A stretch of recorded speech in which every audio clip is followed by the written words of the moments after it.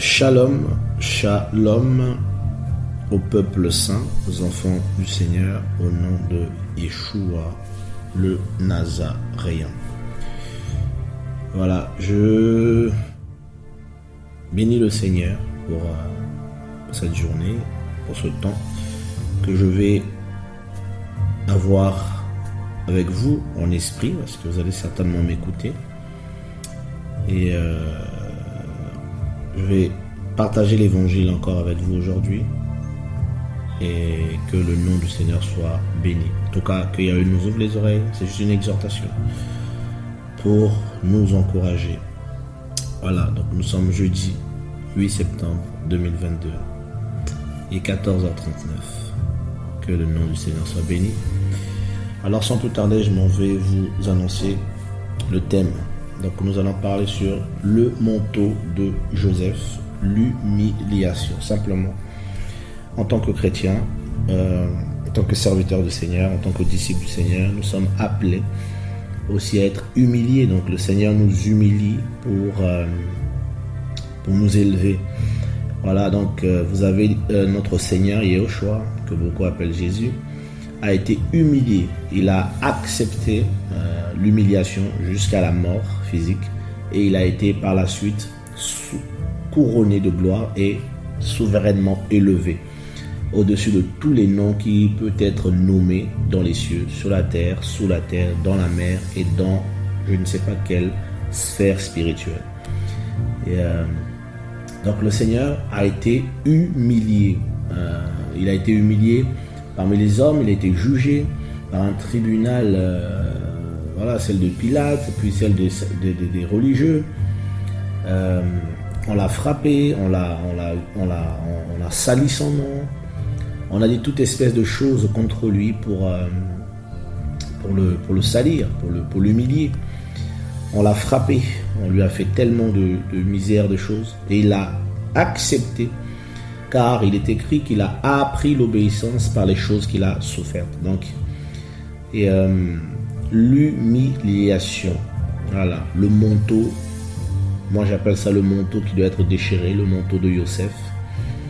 Souvent le Seigneur appelle un homme, et particulièrement dans la jeunesse, et souvent quand on a un appel assez particulier, et lorsque les prophéties vont te témoigner de cela, tu vas souvent gonfler. C'est inéluctable, tu peux ne pas le savoir, mais tu gonfles. Oui, tu vas marquer ta génération, il y a un appel terrible sur ta vie, le Seigneur t'a appelé comme prophète, et t'a appelé comme ceci, comme cela. Et vu qu'il y a l'immaturité, aussi l'inexpérience, ne sachant pas c'est quoi exactement être appelé par le Seigneur et le prix derrière, la vie que doit avoir un serviteur du Seigneur, la vie et les combats qui sont réservés à ceux qui sont appelés par le Seigneur, ceux qui sont chrétiens. Au début on est content, mais avec le temps on finit par ne plus être content, parce qu'on réalise que effectivement il faut monter sur la croix. Paul reçoit un appel, il était content, on lui dit mais cet homme sera un signe, je vais l'envoyer, etc. C'était bien, il était waouh, mais je lui montrerai aussi comment il souffrirait pour mon nom. Il a fait les nations, il est souvent à la nage, parce qu'il était souvent en péril, souvent dans beaucoup de situations qui étaient périlleuses. Et, il a été humilié, plusieurs fois il a été frappé. Il a vécu 40 coups moins 1, je ne sais pas, de la part de Juifs, peut-être 3 fois. Il a passé toute une nuit dans la mer profonde. Il était en péril parmi les brigands. Donc, en tout cas, Paul va donner un grand témoignage. Et voilà, donc Pierre même va parler de quand on souffre pour le Seigneur. Donc. Mais particulièrement, j'aimerais parler de l'humiliation. Voilà. Il y a beaucoup de chrétiens, beaucoup de serviteurs du Seigneur qui sont remplis d'orgueil parce qu'ils n'ont pas été humiliés. Ils n'ont pas été humiliés. Donc, voilà pourquoi beaucoup en fait sont très orgueilleux. Et David en fait a été humilié. Vous voyez la position que David avait. Et il a été humilié. Et sans l'humiliation, en fait, David n'allait pas comprendre en fait, n'allait pas comprendre ce pourquoi le Seigneur l'avait châtié. Vous voyez un peu. Et David va dire que avant d'être humilié, il s'égarait. Donc Je vais prendre ce passage rapidement. Dans Psaume 119, le verset 67, David dit ceci: « Avant d'avoir été humilié, je m'égarais, mais maintenant j'observe ta parole. » Et le verset 71 dit, du même passage, « Il est bon que je sois humilié, afin que j'apprenne tes statuts. » Le verset 75, « Je reconnais, Yahweh, que tes jugements sont justes et que tu m'as humilié par ta fidélité. » Donc, l'humiliation dans la vie d'un chrétien va emmener la connaissance, va emmener l'expérience, va emmener quelque chose qui va le bénir. Frères et sœurs, je vous dis la vérité. Beaucoup de chrétiens ne sont pas humiliés, voilà pourquoi ils passent à côté. Les rebelles n'aiment pas l'humiliation. Dès qu'il est humilié, c'est la colère. Quand vous voyez quelqu'un, quand il est repris, se met en colère, c'est un rebelle. C'est l'un des signes des rebelles. On lui reproche quelque chose ou qu'on le reprend durement, il va s'irriter d'abord. Vous voyez, donc il va faire affront à la personne qui le reprend. C'est un rebelle. Les rebelles peuvent être des gens qui peuvent être très orgueilleux, voilà, ou très sensibles. Dès qu'on les reprend, ils ne savent pas dire « Oh, que le Seigneur soit béni, en tout cas, papa, si j'ai fait une erreur quelque part, pardonne-moi. » Ah Seigneur, peut-être que non. Beaucoup vont s'opposer. Ils vont dire non, pourquoi on raconte des histoires sur moi. Et voilà, une fois je me rappelle, le Seigneur m'avait repris là-dessus. Je pleurais, j'avais mal, Seigneur, mais c'est pas vrai, tu sais que c'est pas vrai. Et dans la soirée, très tard la nuit, l'Esprit m'a réveillé, me saisissant. J'ai bondi de mon lit et l'Esprit m'a dit pourquoi tu n'acceptes pas qu'on te calomnie? Pourquoi tu n'acceptes pas qu'on dise des choses fausses sur toi? Pourquoi? Il m'a dit, tu sais, moi, ils ont monté tout un tribunal contre moi, disant des fausses choses. Est-ce que j'ai répliqué? J'ai dit non, Seigneur. Il m'a dit orgueilleux. Orgueilleux. Tu dois supporter cela en fermant ta bouche. Tu dois être humilié. Tu dois apprendre à être humilié, brisé. Et le Seigneur peut se servir des gens qui sont proches de toi pour t'humilier. Il peut se servir des gens qui sont chrétiens, qui craignent le Seigneur pour t'humilier, pour changer ton caractère. Parce que tu t'égares et tu ne te rends même pas compte. Celui qui est garé, il ne se rend pas compte qu'il s'égare. David était roi, il s'égarait dans sa royauté, dans sa puissance, dans sa force, dans ses psaumes. Parce que là, on est au 119e, donc il en avait écrit plein avant. Psaume 1, 2, 3, psaume 118. Et c'est à la 119e qu'il réalise cela. Et pourquoi il réalise cela? Ça, c'est juste après son erreur par rapport à Bathsheba. Il va coucher avec la femme d'autrui, faisant tuer son mari. Vous voyez le pouvoir, l'autorité que David avait, lui qui priait, mais dans sa pensée, il y avait le meurtre. Dans sa pensée, il y avait l'adultère. Dans sa pensée, il y avait le mensonge. Dans sa pensée, il y avait l'accaparation des choses d'autrui. Et quand le Seigneur nous appelle, il nous appelle avec tous nos défauts, tous nos dégâts. Il y a des chrétiens qui sont très dangereux, mais le Seigneur les appelle quand même. Il y a des chrétiens qui sont très bizarres, mais le Seigneur les appelle quand même. Tout en espérant, dans sa grande divinité, dans sa grande sagesse, dans sa grande puissance, changer cette personne. Et un des moyens utilisés pour transformer l'âme d'une personne, c'est l'humiliation. Et croyez-moi, beaucoup sont disqualifiés par le Seigneur parce qu'ils n'acceptent pas l'humiliation. Et je bénis le Seigneur de m'avoir humilié. J'ai beaucoup été humilié dans ma vie et peut-être que je n'ai pas fini. Mais aujourd'hui, c'est toute une grâce. Et je me dis Seigneur. Et je bénis aussi le Père de ce que même dans l'humiliation, il te dit supporte cela. Et sois patient. Dans l'épreuve, sois patient lors de la tentation. Je crois qu'il y a un passage comme ça dans Jacques, je crois, qui parle de ça. D'être patient dans l'épreuve. Jacques 1,13, si ma mémoire est bonne. Être patient dans l'épreuve, parce qu'après l'épreuve, là, Elohim te bénit. Mais d'abord, il doit t'humilier. Le Seigneur a été humilié par les humains, lui le grand roi, humilié. Mais derrière cette humiliation-là, il y avait la gloire. Mon ami, dans cette exhortation, je veux nous exhorter à aimer. Lorsque l'humiliation vient à nous, Paul disait, Paulos, Shaoul de Tars, l'apôtre de Yehoshua, disait qu'il se plaisait même dans la faiblesse, dans l'amoindrissement. Parce qu'à l'époque de Paul, frères et sœurs, il n'était pas le Paul que nous connaissons aujourd'hui dans le sens où le grand apôtre. Il était cassé par les Juifs. Il n'était même pas reconnu parmi les Juifs. Dans son temps-là, beaucoup le rejetaient. Ils le rejetaient. Et beaucoup d'apôtres, les grands, les Pierre, les gens, étaient habitués aux éloges des Juifs, de sorte que même le pharisaïsme continuait à exister parmi eux, combattant la révélation, sans pourtant que ses frères qui étaient des grands apôtres, attention, ne se lèvent contre cela. Mais Paul sort de la nation, il va au loin, le Seigneur permet qu'il éclaire les nations, éclaire aussi une partie de son peuple, mais il était humilié, cassé. Et toi, tu ne veux pas être humilié. Tu ne veux pas qu'on parle mal de toi. Tu ne veux pas qu'on raconte des histoires sur toi. Tu ne veux pas qu'on t'accable, qu'on te salisse, qu'on dise toute espèce de choses sur toi, sans te taire. Comment reconnaître un enfant du Seigneur? Des fois, quand on le critique, on le vilipende, on lui garde le silence parce qu'il se dit que le Seigneur va nous justifier. Parce que c'est lui qui est justifié. Quand vous voyez les gens faire tout un cinéma, oh non, c'est pas vrai, c'est eux qui ont commencé, c'est pas moi, ils racontent des choses sur moi, ils sont contre moi. En fait, ce sont des orgueilleux. Ce sont des gens, comme dit Amos, l'orgueil ne demeure pas tranquille. Il veut que tout le monde, il veut comment dire ça en français?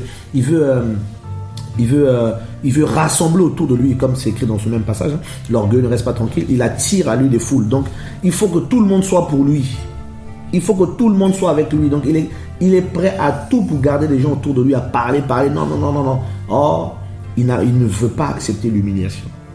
Parce que si quelqu'un dit des choses fausses sur toi, ça change quoi dans ta vie? En réalité, quelqu'un vient, il ment sur toi, ça change quoi dans ta vie? Ça change quoi dans ta relation avec le Seigneur? Tu sais que c'est pas vrai. Ça doit rien changer. Ça doit rien changer. Combien de pluies avons-nous reçues marchant dans la rue? On a été mouillés. N'avons-nous pas séché? Le soleil ne nous a pas séché. Le temps ne sèche pas nos vêtements. Ainsi sont les critiques. Ainsi sont les critiques acerbes, les murmures, tout ce qu'on peut, les accusations fausses. Ça finit toujours par sécher. Quand on garde la présence du Seigneur, quand on garde dans son cœur, Seigneur, c'est toi qui justifies. Seigneur, je suis vilipendé, que ton nom soit béni. L'humiliation. Et ça peut se manifester par beaucoup de situations où tu es amoindri, où tu es ridiculisé parfois au travail, dans le service du Seigneur. Les chrétiens peuvent te ridiculiser, les gens peuvent te manquer de respect, mais à un niveau. Et des fois, tu gardes le silence en bénissant simplement le Seigneur. C'est pas toujours évident. Et je vois des jeunes que le Seigneur appelle, ils ne veulent pas être humiliés. Ils ne veulent pas de l'humiliation. Ils sont remplis d'orgueil. Et moi, le Seigneur m'a humilié, brisé. Et il ne l'a pas encore fini, je suppose. Et aujourd'hui, je me dis, Seigneur, merci. Si tu n'avais pas fait ça, où est-ce que je serais? Je m'égarais. Je me garais par mon orgueil. Je me garais par ce que je croyais connaître. Mais toi, tu es éternel. Donc, vous voyez, l'humiliation, c'est très important. Il faut que la vie de la personne soit brisée. Je vais prendre quand même ce passage. Vous allez voir comment Joseph, son manteau devait être déchiré. Ah, Joseph. Alors, nous sommes dans le livre de Genèse, le chapitre 37. Si je ne m'abuse pas, 37 ici. Le verset 2, à partir du verset 2. Voici la postérité de Jacob, Yosef, tout de suite. Voici la postérité de Jacob, Yosef, fils de 17 ans, faisait paître le troupeau avec ses frères. Ce garçon était auprès des fils de Bila et des fils de Zilpa, femme de son père. Et Yosef rapportait à leur père leurs mauvais propos. Or, Israël, donc qui est Jacob, aimait Yosef plus que tous ses fils, parce qu'il était le fils de sa vieillesse, et il lui fit une tunique de plusieurs couleurs. Et oui, mon ami, la tunique de plusieurs couleurs. Le chant du coq. La tunique de plusieurs couleurs. C'est ça que son père lui avait fait. Vous voyez cette relation qu'on a parfois avec le Seigneur. Il y a des gens, quand le Seigneur les touche, les visite, ils sont tellement contents. Ils sont là, waouh, le Seigneur m'a parlé. Et sans se rendre compte, cette grâce excellente que le Seigneur leur donne, c'est cette grâce-là même qui les rend orgueilleux. Quand ils sont quelque part, on sait qu'ils sont là. Ils sont remplis d'eux-mêmes. Pas, mais parce que, étant immatures, ils sont comme des enfants en fait. Et ils commencent à se pavaner avec cette tunique-là. Au début, le Seigneur te touche. Il te donne une tunique, mais il va la déchirer. Il va la déchirer. Ouais, je ne sais pas si vous écoutez les chants des coqs, mais mes coqs chantent. Donc, le Seigneur va déchirer cette tunique. Oh là là. Yosef le rêveur. Le verset 4. Et ses frères, voyant que leur père l'aimait plus que tous, le haïssaient et ne pouvaient lui parler avec douceur. Mais Joseph était aussi quelqu'un de compliqué. Mais le Seigneur l'aimait. Mais le Seigneur lui donne une vision où Yosef disait qu'il allait gouverner. Mais vous voyez un peu le temps qu'il a reçu la vision, la pensée et la tunique. Ça a toujours été quelqu'un de joyeux. Quelqu'un qui a toujours été aimé, encouragé et qui n'a pas appris beaucoup de choses. Et le Seigneur était obligé de l'aider. Et le Seigneur va le briser, va le travailler. Il va détruire cet orgueil qui est en lui.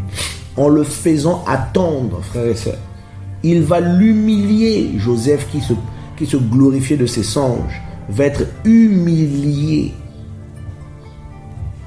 Et je vous conseillerais de lire tout le passage jusqu'à Genèse 41. Et il va pleurer. Il dit à les chansons, parle pour moi à Pharaon s'il te plaît. Parle pour moi à Pharaon s'il te plaît. Son manteau va être déchiré devant la femme de Potiphar. On va déchirer un autre manteau d'esclavage qu'il avait. Ce manteau est déchiré. Il arrive en prison, il a un nouveau manteau. Le manteau de la servitude. L'humiliation. Le manteau de l'humiliation était sur lui. Mais le manteau de l'humiliation est une porte à l'élévation. Et là, le Seigneur va encore l'oublier de quelques années en prison. Oh Seigneur. Et dans Genèse 41, le verset 14, alors Pharaon envoya appeler Yosef. On le fit courir hors de la prison. Il se rasa. Vous voyez? Quand on le sort de la prison, on va le raser. Les cheveux qu'il avait à la prison, là. On va l'enlever, tous ses cheveux, on va le raser. Changea son manteau et entra chez Pharaon. C'est terrible. Pharaon est une image ici. Donc, on va te raser.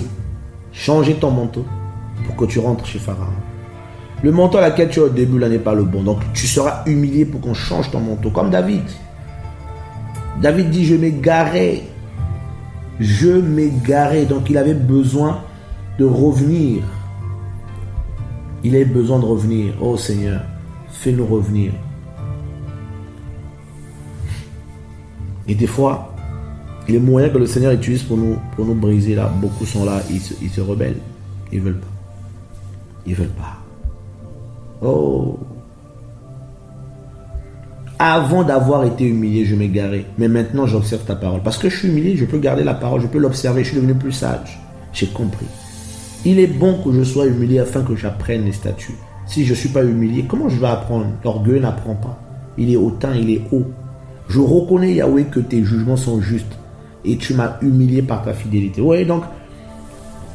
Et c'est là que le Seigneur humilie. Et des fois, il y a des choses que le Seigneur me dit, me montre, qui me fait mal par rapport à certaines personnes que je connais. Hein. Que le Seigneur dit, lui là, fini. Parce qu'il n'a pas voulu être humilié. Or, le châtiment du Père, le Seigneur humilie ses enfants. Et beaucoup ont refusé l'humiliation. J'en connais beaucoup. Le Seigneur me parlait de ça en songe. Regarde le comportement de tel. S'il continue comme ça, je le disqualifie. Et c'est ce qui est arrivé chaque fois. Chaque fois. Les gens ont été disqualifiés. Parce que dès qu'on les humilie un peu, justification sur justification. C'est le Seigneur la justification. Ils vont te prendre la Bible pour se justifier. Alors que le Seigneur est en train de faire une œuvre spirituelle dans leur cœur. Comme il a fait avec David. Or, si David n'a pas été humilié, il n'allait pas apprendre. Il n'allait pas garder les statuts. Pourtant, il avait écrit plein de psaumes.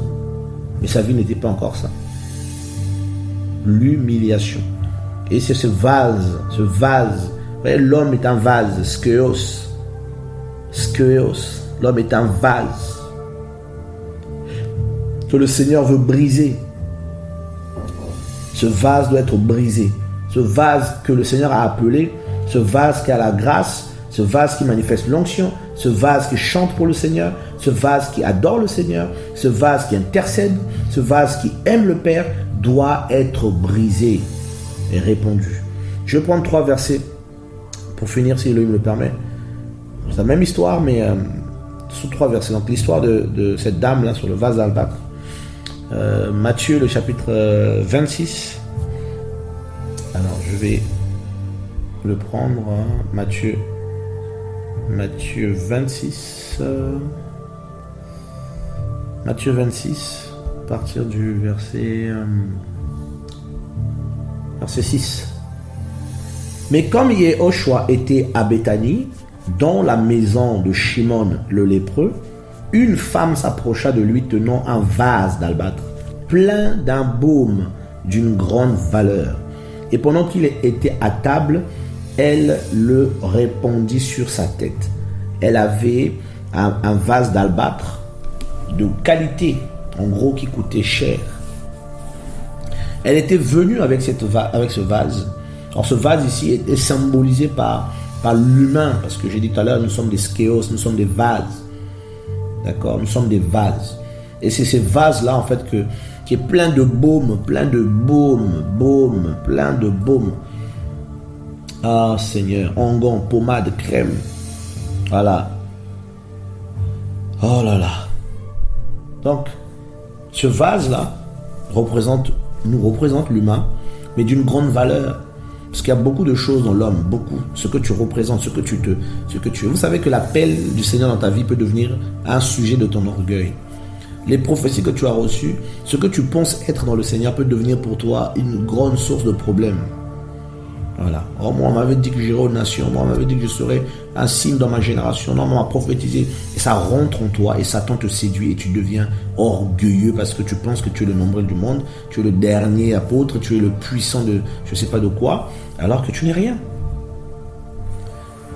Et c'est ce qui t'est arrivé à David, le roi, David Améler. Le Seigneur a dû l'humilier parce qu'il commençait à permettre de prendre les femmes des gens. Et regardez ici. Et pendant qu'ils étaient à table, elle le répandit sur sa tête.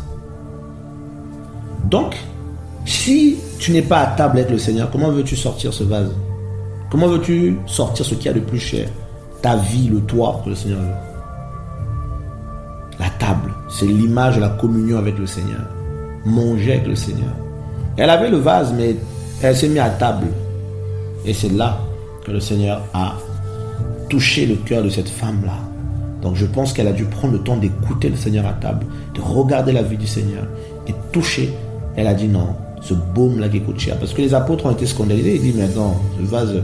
Mais ses disciples voyant cela, ils furent indignés et dirent à quoi sert cette perte? Vous voyez, la perte. Oui, tu dois considérer ta vie comme une perte. Tu dois considérer tout ça comme une perte. Comme Paulos l'a été, comme Paul l'a été. Il considérait tout comme une perte à cause de l'excellence de la connaissance qu'il avait de son Père céleste, Yehoshua, Mashiach, notre maître. Verset 9, car ce baume pouvait être vendu bien cher et donné aux pauvres, n'importe quoi. Pourquoi faites-vous de la peine à cette femme? Car elle a fait une bonne action envers moi. Une bonne action. Elle a répandu sa vie. C'est l'odeur, mon ami, l'odeur du sacrifice. L'humiliation. La même histoire, sous différents angles, aspects, venant Yeshua, dans Marcos 14, à partir du verset 3. Étant à Béthanie, dans la maison de Shimon le lépreux, à table, une femme vint à lui avec un vase d'albâtre rempli d'un baume de nard, pur et très coûteux. Ayant brisé le vase, elle le répandit sur sa tête. Eh oui, elle a couronné le Seigneur avec ce vase. Vous imaginez le courage que cette dame a eu? Donc vous êtes en train de manger comme ça à table, elle casse son vase et puis elle met ça sur la tête du Seigneur. Comme ça. Quel courage. Les gens pouvaient être scandalisés déjà par rapport au geste, mais comment tu te permets de faire une telle chose? Mais ce qui a scandalisé certains, c'est le prix du vase. Le prix du vase qui a été brisé. Vous voyez? Beaucoup trouvent que la chair c'est quelque chose. Non, mais non. Non, là. La chair n'a pas de prix. Le nard qui est dedans là, ça a de prix. Donne ça au Seigneur. Réponds ça sur sa tête. Elle s'est humiliée, cette femme s'est humiliée. Mais certains, verset 4, de ceux qui étaient là furent indignés et dirent entre eux, pourquoi cette perte du baume a-t-elle été faite? Pourquoi? Qui vous a dit que c'est une perte? Car on aurait pu le vendre plus de 300 deniers. Vous voyez, si on donne un détail, 300 deniers, et les donner aux pauvres. Et ils la menaçaient, ils vont la menacer. Voilà comment beaucoup sont. Quand tu réponds ta vie, tu donnes ta vie au Seigneur, tu acceptes, on te menace parce que tu as accepté le Seigneur. Il la menaçait, mais c'est grave.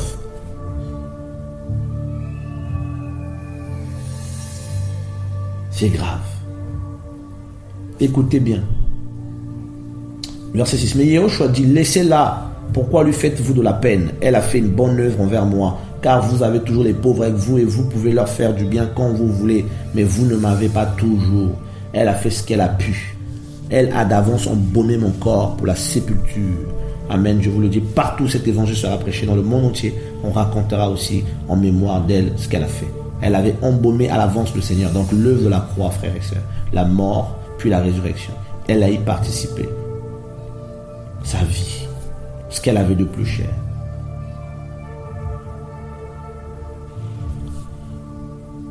Oh Seigneur de gloire.